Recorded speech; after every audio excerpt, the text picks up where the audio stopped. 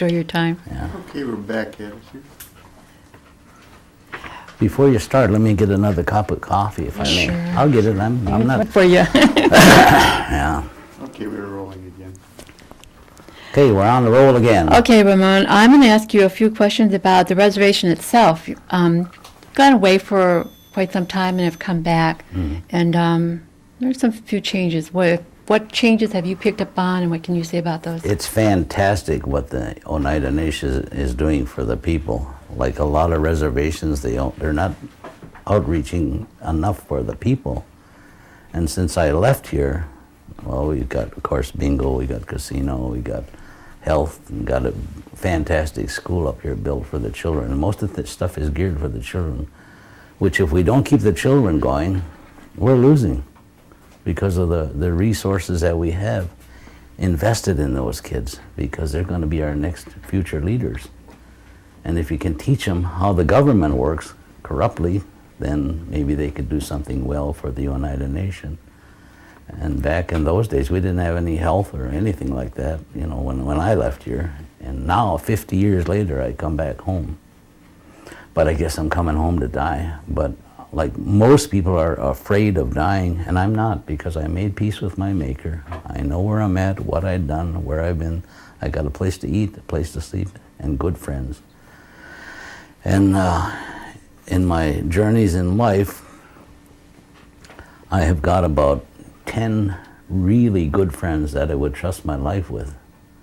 And I think that's great, that's fantastic, because most people don't have that many good friends. And I know the people that I've lived with, worked with, and helped along the way, that I would trust them with my life.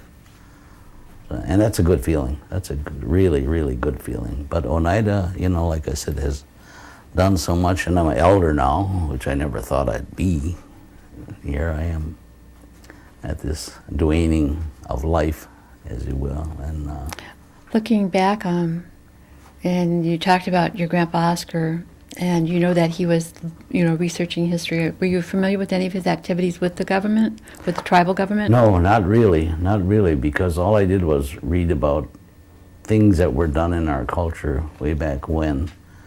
And when he died, I think Dodo had his papers. Then he had a nephew from Oklahoma somewhere. He wasn't full Oneida, he was partial Oneida. But he took all of Grandpa's papers. Where they are today, I don't know. I mean, my stepdad, Eddie Anderson, he had some, but where they are now today, I don't know. And I wish I had all of them. Or Who took them? Your grandpa's papers? A nephew. Okay. Archie Kitfrin.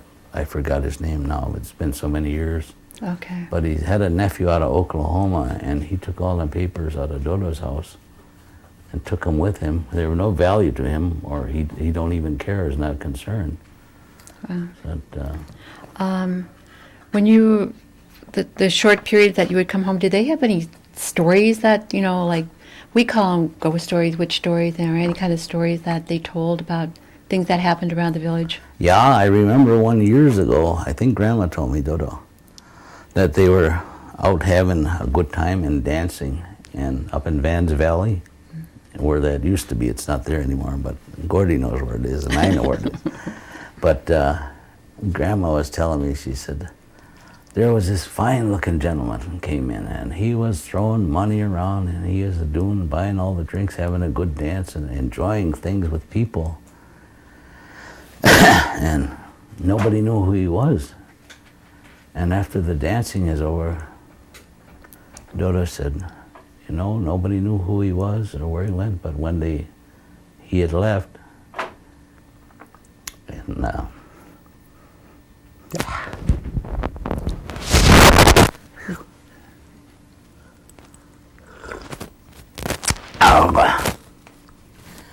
they went out to outside, and all they saw was hoof prints. God, I can't really cut it anymore. You okay? Yeah, You want us to cut for a minute? yeah, please. Cut it for a minute. Okay, go ahead. Oh, I got something. I was working in Chicago at the time, and there was a young lady I knew, and she was going down to be a psychiatrist down at Oral Roberts University. And I told her, I says, one day, I says, when you go to your school and you get all your education, I want you to come back and explain to me what love is and what normal is. And I was supposed to meet her 5 years later. I never got back to her, but I can't figure that out to this day. What the heck is normal? What's normal for me is not normal for you, and love is something that's indefinable, I guess. But anyway, I haven't found an answer yet. I'm still looking. When I'm in the ground, I'll probably know what it is. Everybody has a different perspective, I guess. You were talking earlier about, trying to develop something that would help our youth. And looking back and looking forward, what are some of the thoughts that you have about recommendations that you might make to our students? And along with that, some of the culture that you grew up with, even though you went away to school, you still had that family connection. What would you advise our kids? Well, like when I talk to groups of people or counsel people, I tell them there's 3 things that are important in this life if you want to survive. That's education, education, education. And I work here at the, what do they call it now? I forgot. Anyway, I was a counselor over there when they used to be on, I can't think of it now, but all the folks, and when they used to come in, they always wanted to talk to that old guy, and I was older than the director. And I think this was 89 or 88, something like that. No, it was later than that, but anyway, I would talk to the kids about education and going on to wherever they wanted to go, but the director at the time would say, well, you can go become an iron worker, a mechanic, an auto-body man, a transmission man. And that's wrong, because when I talk to the kids, I would tell them, you can go anywhere you want to go. You can become an astronaut, you can become a scientist, you become a doctor, a lawyer. And, I said, all this stuff is available to you if you take advantage of the education and not be stupid like I was when I was a youngster. I raised hell, had a lot of drinking. But I knew in my mind that I needed an education to go anywhere and do anything, and I took it upon myself. I didn't have no one, Ma or Gramps or anybody, or Grandpa telling us about education, where you could go, what you could do. And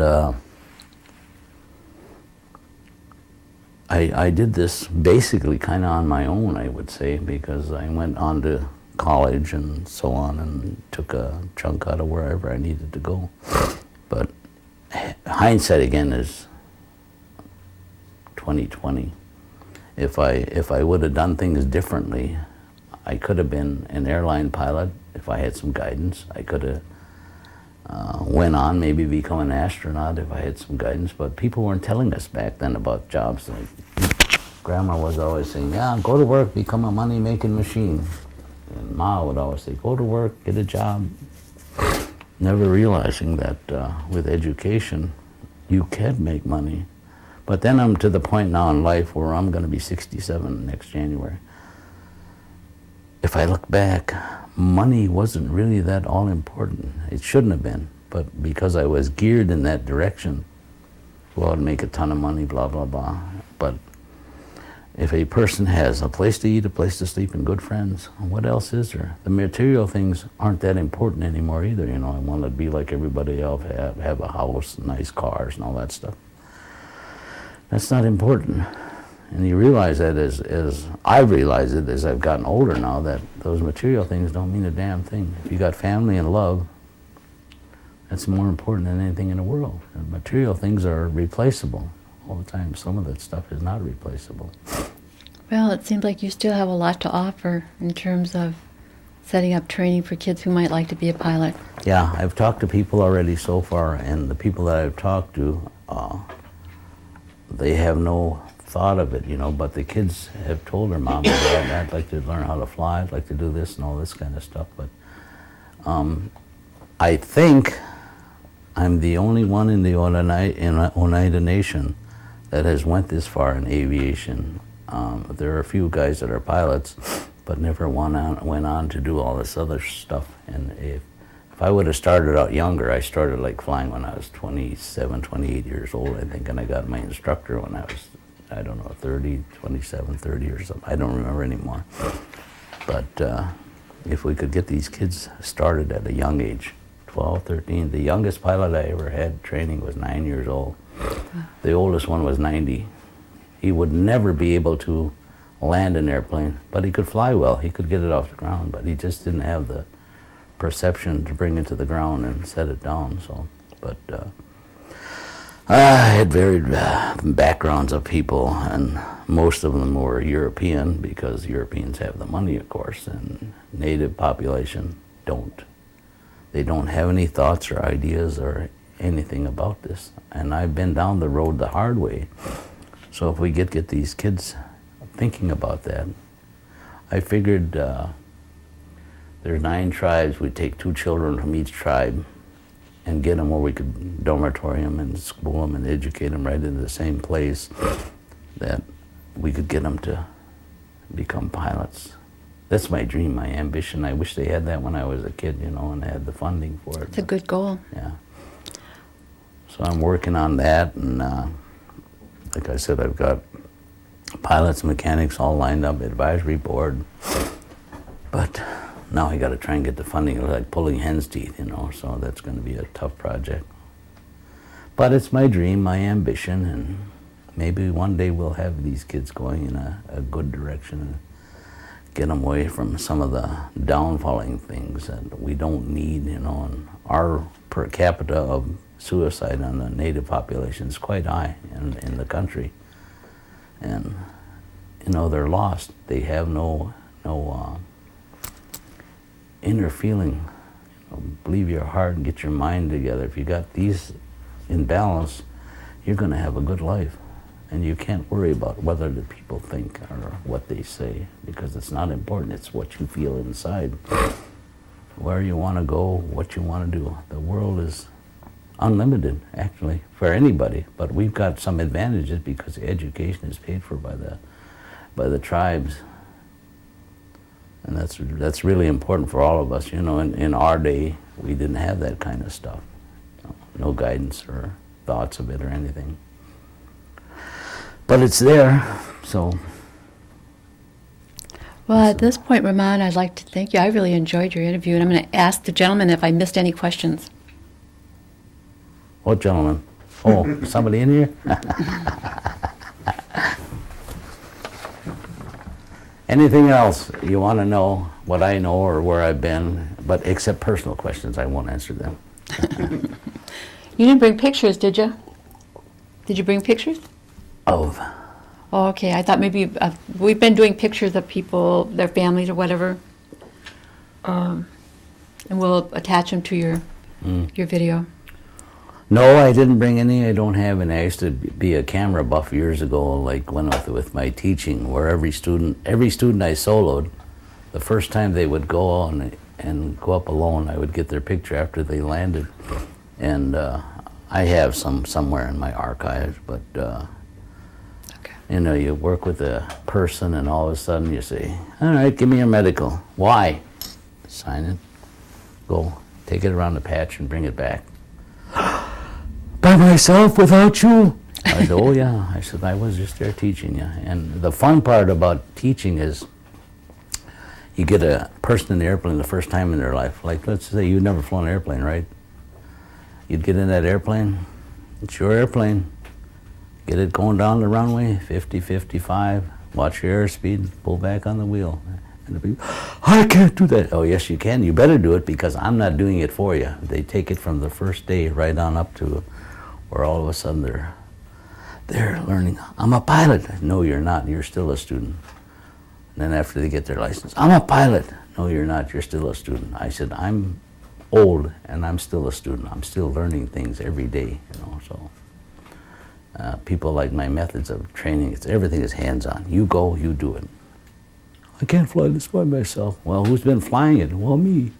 But you're always there. I'm not always going to be there. Go. You know how to be safe, you know. So it's exciting. It was a fascinating career, and I love it, even today. And I love like it. teaching children, adults, even elders that can learn a little bit from me. I don't know everything yet, but someday I will.